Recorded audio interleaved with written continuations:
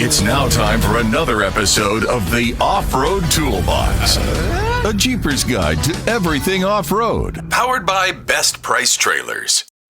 Today's episode is brought to us by Dodge Daytona Chrysler Jeep Ram over there on Tomoka Farms Road with Randy Dye. Also, B&B Fastener and Supply, they've helped us out a lot with tools that we need for teaching, plus out on the trail, and also the trailer that was provided to us by BestBuyTrailers.com. All right. So today we're going to talk about what? Advanced navigation? We'll just go back over navigation because things are changing. Actually, things are evolving all the time. In fact, didn't they just set up some more satellite stuff? Yes. Yeah. So that's going to affect, well, it won't affect. It'll make it better. Yes. So, but yeah, navigation is always fun. So I get picked on by Rob because in my little kit, I forgot my protractor. Protractor. And Rob goes like, well, but a protractor. But he said that you could use a pencil. But you could use. Well, it's usually, you gauge the pencil. You kind of see how long a mile is. It's okay. It's 3 clicks. You mark that on a pencil, and then boom, boom. But you're saying so. When you have a topographical map, yeah. How do you find where you are is usually by MilGrid or MGRS. So those are grid systems. Okay. So the grid systems get down to, like 100 yards or 10 yards. So you have to know the numbers, and then you use the protractor to slide over and up, and that's where you find where you are on this map. So without it, it's kind of different. Unless, wait. The technology. It's not like the electronics where it says you are here? It could not at all. And so, but where electronics do come in is if you look on your phone and you pull up, like you'll send your location. Your location is going to be usually in lat long. It'll be in one of several formats. So if you have a grid converter, you can convert those grids to the new numbers, and then you can you'll get into the square. You'll get into a square. Oh. But that's thank God for satellite. Navigation is so much fun. Well, so I have to stay current on all this stuff, whether it's maritime or land. Yeah. And so even like once a year, I'm always either buying somebody else's book, taking a course, taking an online course, just on because land nav, I don't use it as much as I use navigation on the water. Where navigation on the water is a lot long. It's always been simple. It is. Yeah. And they're Loran C. Or use a divider. Or they're actually bringing back Loran C. I hope they do. They are. Because I still got all my old numbers. So they're bringing back stuff. So when we're talking about, the biggest thing is Starlink. Yes. You can put a Starlink on top of for the overlanders or the people who do serious, really serious off-roading, whether you're a Moab backcountry or up really in Alaska. Yes. I would do the Starlink. Oh, without a doubt. And you're seeing more and more first responders, especially in the maritime side, putting Starlinks on their boat. So they have comms way outside their normal radio range. Right. With we a can Starlink. get, I think it's 25 miles with a VHF or UHF, and that's about it. And it goes by height. Yep, it goes by height and what kind of, is it raining out over there or, just all depends. So with the Starlink, they're able to use the Wi-Fi to communicate back and forth when they get out. Actually still stay in radio range to a certain point. And then afterwards, it's going to be either email or text message through the Starlink. And the Starlink will give you your location, too, where you won't need your protractor. Okay, thank you. Or your pencil. Thank God. Or your pencil. Good. Or your pencil. So we talk about, it's and it's something we should stay current on. And I'm always a firm believer, like I always bring all my stuff in. I believe in maps. Yes, you do. And I do. And it's paid off to me several times. The most recent thing is the horrible floods in Texas. So where they lost cell service, they lost everything. Yeah, like we do here with hurricanes. So having a map, especially where you can look at the roads, the biggest thing with a topographical map, and they do make like the books, like I have one in my packet, is let's see. Hold it up.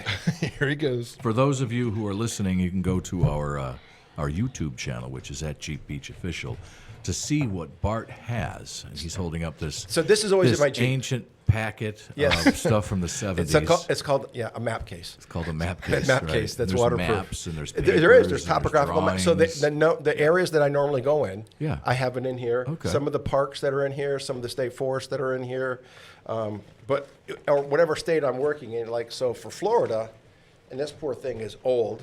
Like I said, 1970s. No, it's not that old. Oh, okay. But it's a topographical map.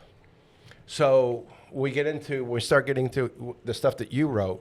Where you're going to use satellite view, you're going to use topo maps, or you're going to use slope angles. Yep. So where you have a lot of runoff water, slope angles and topographical Makes a map. lot. I mean, yes. Because if you got a lot of rain up in the mountain and you're in a valley that you don't know that it is a valley, Yes. guess what? You're going swimming. And 30-something feet of water in what, a couple of hours? Yeah, it was a couple hours Just- in Texas. Yeah, Unbelievable. by the way, we're doing Tunes for Texas. Johnny Nomad has spearheaded this, and we're doing it on August 17th. It's a Sunday, noon to 8 at Destination Daytona, the band shell that they've got back there. The Pavilion is what it is.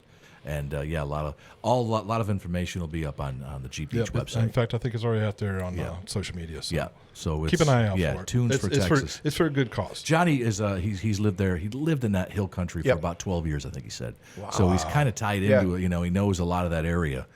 So he felt the need to do this. And there are drops, and he's got some promos and things like that. They're on Jeep Beach Radio as well. Listen to Jeep Beach Radio for some information on that. And so getting back into what again, great stuff, but back for the people in Texas. So if I'm operating in an area and I know I can look on the map, I can see with the topographical map by the contour lines where I want to stay out of, but I can see what roads are there. So I can see what roads to stay out of or how to go around. Right. But what's also nice though is it also shows trails. Yes. So we're off-roaders. Hey, will my Jeep fit in there? Just give me a thumbs up, we're going, right? Yeah. So long as, again, we can safely navigate it. And that's some of the things that if you lose your electronics or you lose your things, where, again, we'll just go back to old school, but if it's, for me, wherever I'm operating, like when I go up to North Carolina, I have a North Carolina one. If I go to Georgia, I actually buy one for each, wherever I'm operating on. Right, okay. Just because if roads become blocked, whatever, I want to go around them. And if I understand, we get back into what you're talking about, understanding the terrain. Right. And go ahead. No, to me, it's a no-brainer. But right.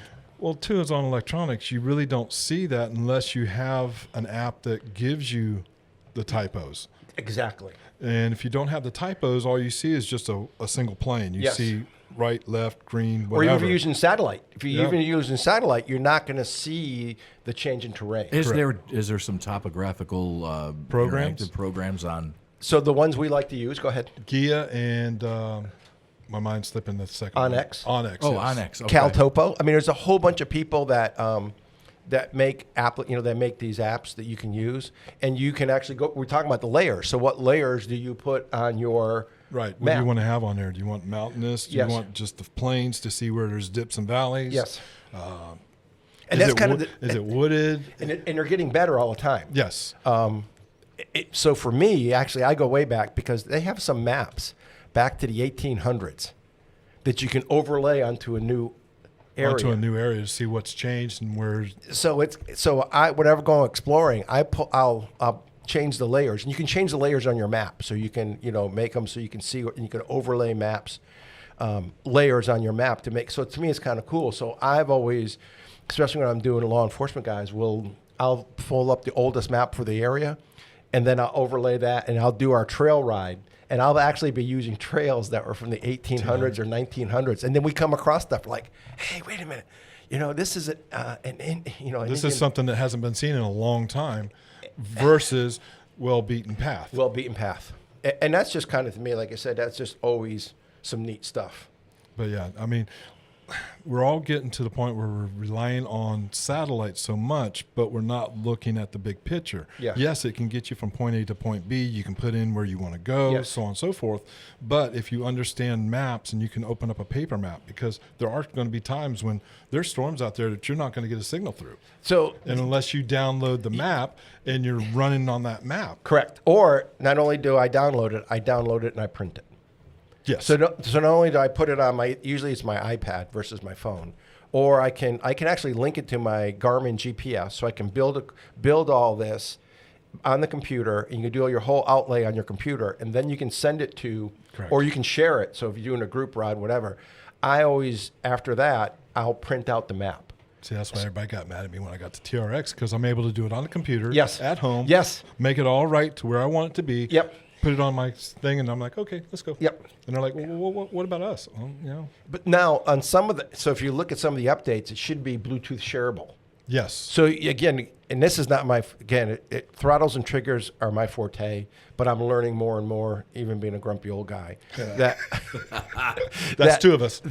So then you can make, when you download it onto whatever, like in yours, Right. or even like on my Garmin or my other things, I think it's GSX is Yes. what mine Yep. converts to Yep. and passes back and forth. and then you can Bluetooth it to another device, Correct. and then they have that whole trail system. Well, two is they're getting the programs now to where you're able to pull just about any format into Correct. the program. So Yes. that's a big plus. It used to be, well, Garmin had theirs. Yeah, they did Basecamp is their big one they Yeah, use. and their file format was XYZ. Yes. This other one, they did BCD. Yep. So they weren't interchangeable, but now everybody's getting to a point where there's a standard, kind of like PDFs. Yes, yes, That PDFs, everybody should be able to open a PDF nowadays.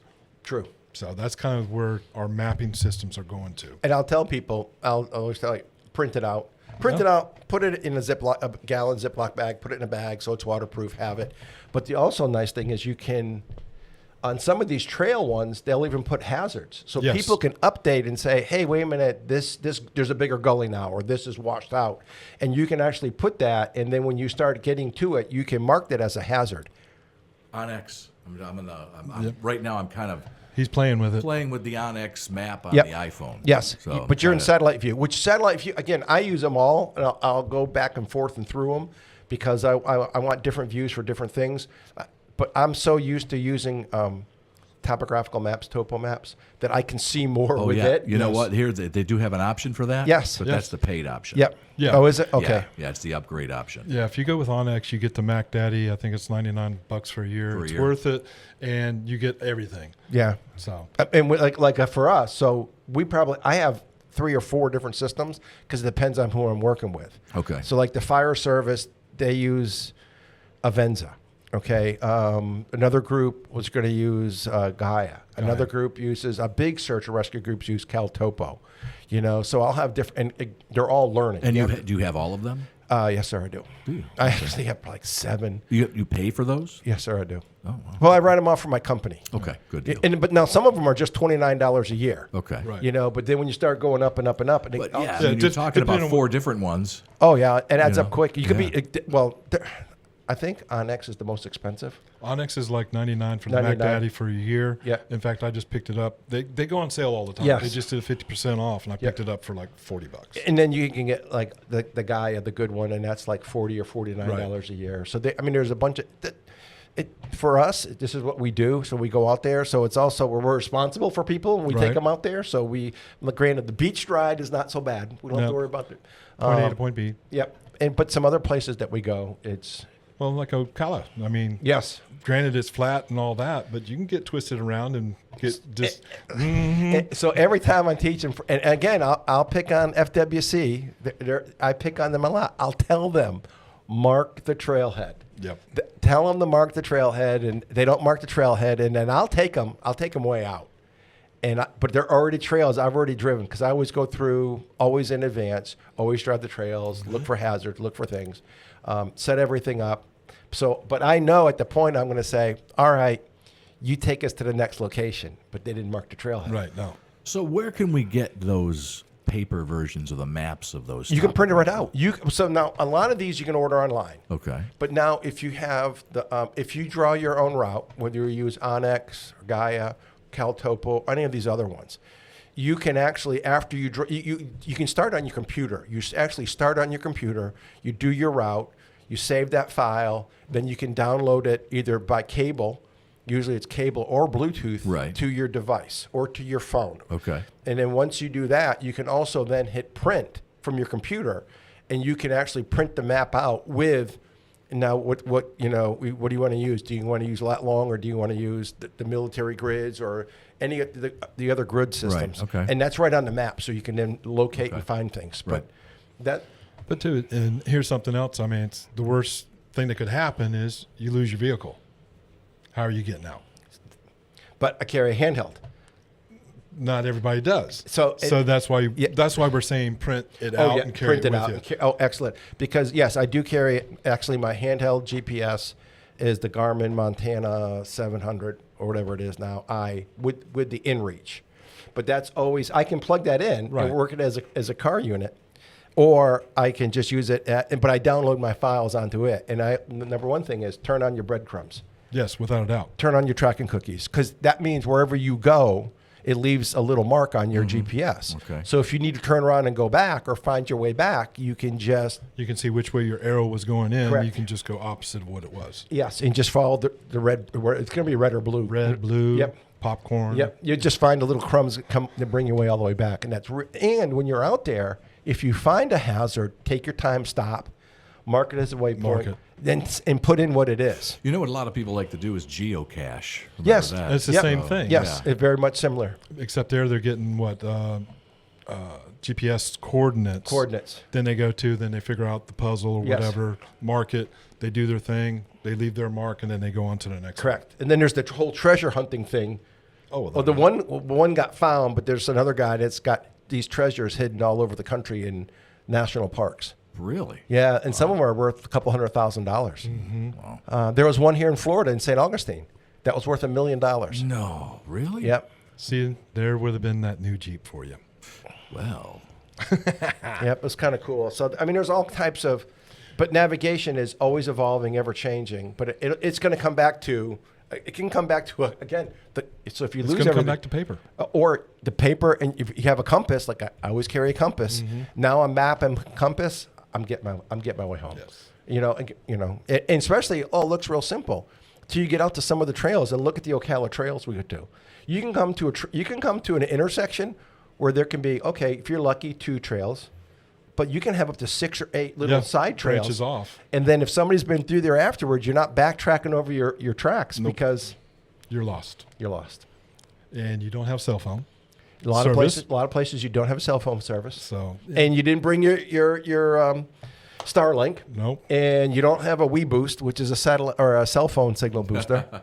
I mean, those are all things that if you're going to go away, especially the overlanders understand this, but the other people, the weekenders, they don't really get it sometimes because they're out there for just a few hours, half a day. They think, but all it takes is one little thing. In our other episodes, we're going to talk about field expedient repairs. Yes. So then, again, so we can get home. All these things. Yeah. Or then how do you send, your location to SOS stuck in Florida, wherever, again, you need but again, you need cell phone service. And if you don't have cell phone service, you ain't getting no help. Unless you're hiking to some place to get, Or you leave a drive plan, AKA a float plan. Yes.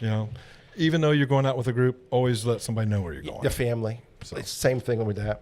Let's see what else you put. We got with that one. We got the interpretation, off-road. Trailheads, always mark that. I think we basically got it all. We got this, Starlink, InReach. We're going to have to do a class for people to understand. Yes.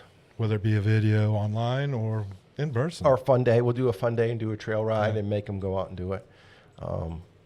I've got all kinds of fun things in my mind. Oh, I know, and nobody's doing that. I mean, it's just navigation. Now, all my kids had to learn land and sea navigation, including my 12-year-old who now hates it. When he was 10 years old, Dad, this is cool. But now, yes, I have a young kid, so now it's like, oh, that's not cool anymore. But it is. It'll come back to him. It's just one of those things. We'll just stay with it, and that's one of the. Now, my wife, forget it, but my kids. And actually, we used to do the thing where I'd bring them in the woods, and they would have the map and compass. Okay, get out. Oh, no, I would keep an eye on them. They had to find their way back. Yeah. And it's always been there, done that. I know, but and they know dads, or I'll be there, and I'll let them lead, and they got to do everything. I mean, I don't leave them completely until they get older, but when they're younger, I'll just okay, Take us out of here. Yeah, when I was in Scouts, they did that to us. Oh, that was Ken, a great lesson all the time in Scouts. That was a rite of passage. Yes, it was. Fun times. Oh, yes. And again, you just, remember blazing, marking trees, how to do all that stuff, putting ribbons, putting markers out, marking your trails. Yep. Interesting thing, when you're out and you see something that doesn't belong in nature, usually a person's put it there. Question is, how long ago? So the other thing is it somebody throwing litter out, or is it a poacher marking a spot, marking spots, or marking things, or marking a trailhead, or there's people who do mark. You'll see their trailheads marked differently. And for those that know what Karens are, and that's not the female you don't like that's always giving you a hard time, those are using rocks to do trail markers. And they're ancient. They go back to way back to Native American Indians did it to mark trails. But if you get out any of the woods, especially if you get up into North Carolina, Virginia, New England, look at some of the old trees and see if you see, it's called a blaze, where they've scraped a tree on a side, and that's how they marked their trails. So now when they actually did it was probably at 6 foot height. And now that's going to be probably up to 20, 40. Yes. Or even not there. Yeah, maybe not there, but you can see the scraping on the bark where they peeled the bark off. So. And again, that'll give you some reference of things to look for. It's fun stuff. I mean, don't be afraid to learn, guys. No. It could be a matter of life and death. It can keep you safe. Yes. And it's a good knowledge. Yes. So, you got anything else? I think hopefully he enjoys it. Hope we do some more fun stuff. We keep talking about doing a nav course. We need to do. We're going to talk about it for Cracker Ranch. We were going to actually map out Cracker Ranch one time and make it fun. And every time we get sidetracked, we get here. I'm not going to say that, but we get sidetracked. We're here. Yeah, I know. It's kind of hard unless we take all this out there with us. We got to do something, or actually, go out and map it one day for the all the team leaders and all the volunteers that make it up. Besides just the main trails. Mark all the main trails, make it fun, and then make it part of the off-road recovery stuff we do. We got Jeep Freedom coming up too next July. That's what I meant to talk about. Cool. That's what. Yeah, we have to somehow bamboozle the way up there. There's some trails there that are like, okay. I mean, that's. I'm sure they're marked. Yeah. Again, I'm used to getting thrown. Just throw me in there and give me a compass and a map, or actually give me some points. And let me just look at a satellite view, and I'm like, okay, now I know where I'm at. Yep. Let's go. Yep. Cool. So, all right, guys. With that, we appreciate y'all listening in. If you're listening in, make sure to go over to YouTube and vice versa. If you're on YouTube, come on over to the podcast and listen in, and we'll see you next time. Thank you, everybody. Be safe. And there you have it. Don't you feel smarter now? We'll drop more knowledge on you soon. Thanks for listening to the Off-Road Toolbox, powered by Best Price Trailers.